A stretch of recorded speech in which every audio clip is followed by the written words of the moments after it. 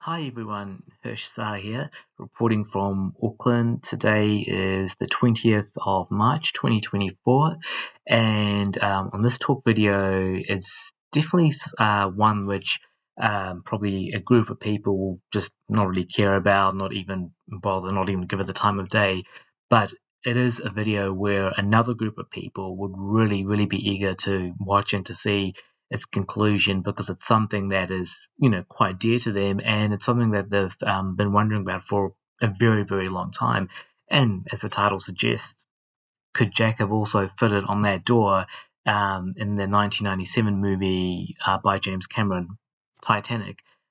Geez, I'll never forget that movie. I saw it twice in the cinemas, and to say it was an absolute hit is just an understatement. It was something truly beyond really anything that had come, before, in some ways even since.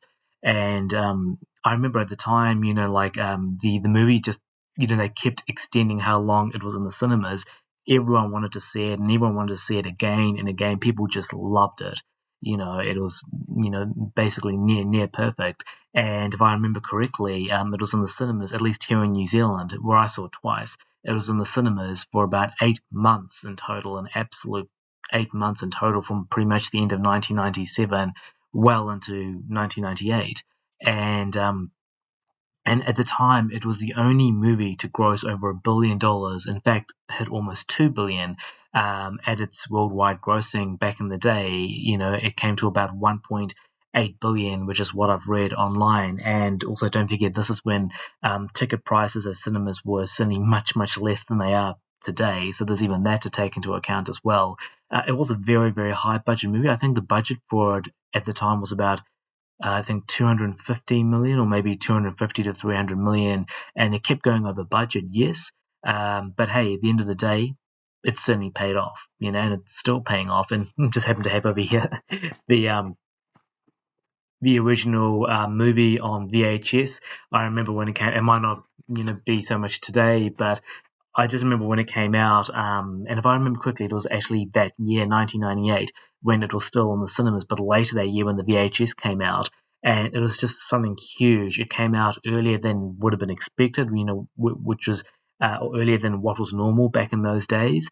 And I remember when VHS movies, when movies first came out on VHS, they were brand new $40 here in New Zealand, and the same continued even with DVDs afterwards.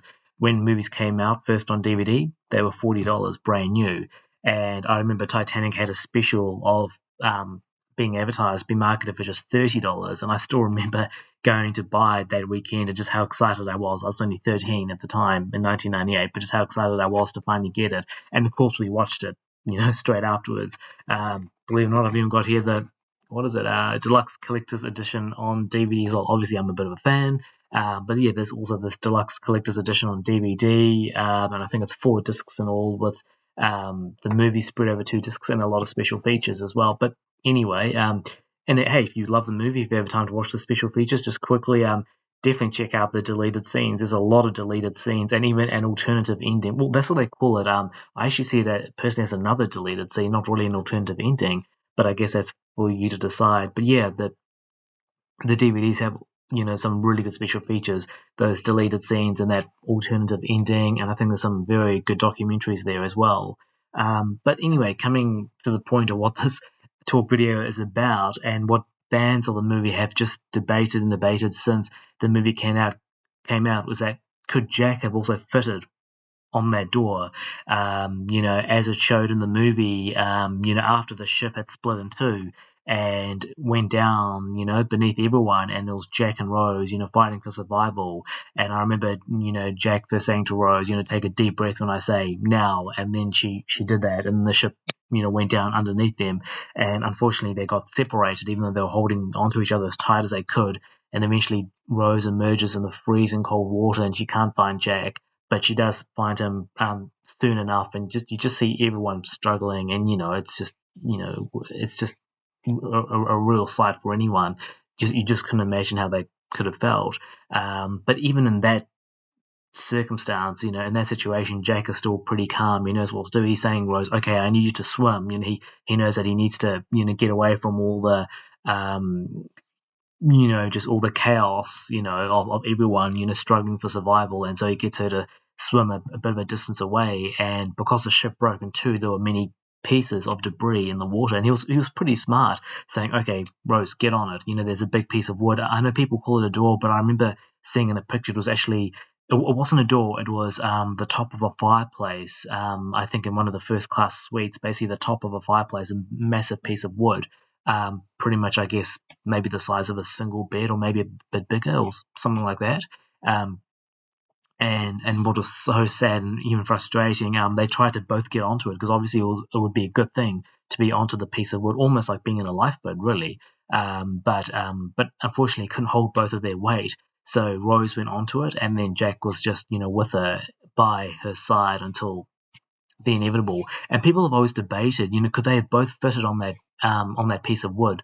I know MythBusters actually approached this, and they concluded, and I thought it was a really interesting episode. I saw that episode of MythBusters, and they concluded that actually both Jack and Rose could have fitted on their door had they both been lying on the far sides of the door or the piece of wood, both on each of the far side of it, and curled up, to sort of balance it, if you like. They could have both fitted on it then. I always thought myself, as personally, that one thing that could have been when Rose eventually went onto the lifeboat earlier in the movie.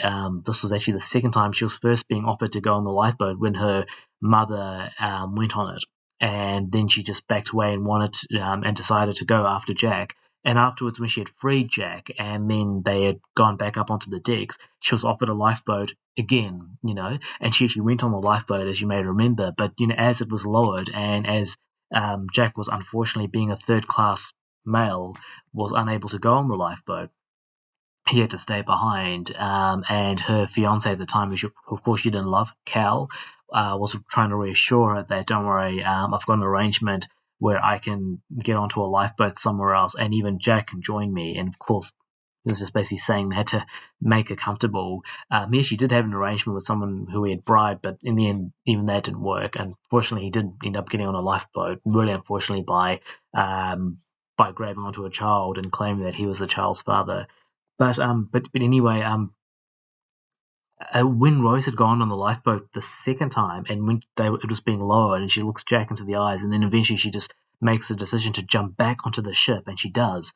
And Jack runs downstairs to her, and I just remember the music playing at the time and just how emotional it was. And Jack's like, "You're so stupid, Rose. Why did you do that? Why?" And she's like, "You jump, I jump, right?" Um, but I thought one way both could have survived is if Rose had stayed on that lifeboat when she was offered the lifeboat seat for the second time. If she had stayed on that lifeboat, then supposedly Jack would have done what he could have to survive.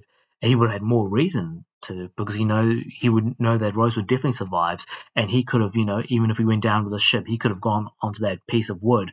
Because he wouldn't have Rose with him, and he could have, at least in theory, lay on that piece of wood until that one boat finally came back when it was too late and tried to rescue who was still alive amongst all the frozen corpses just still floating in the water because most of them had life jackets on. So if Rose had gone with that second lifeboat, supposedly Jack could have tried to survive himself on that piece of wood, and then they could have hopefully met up later on.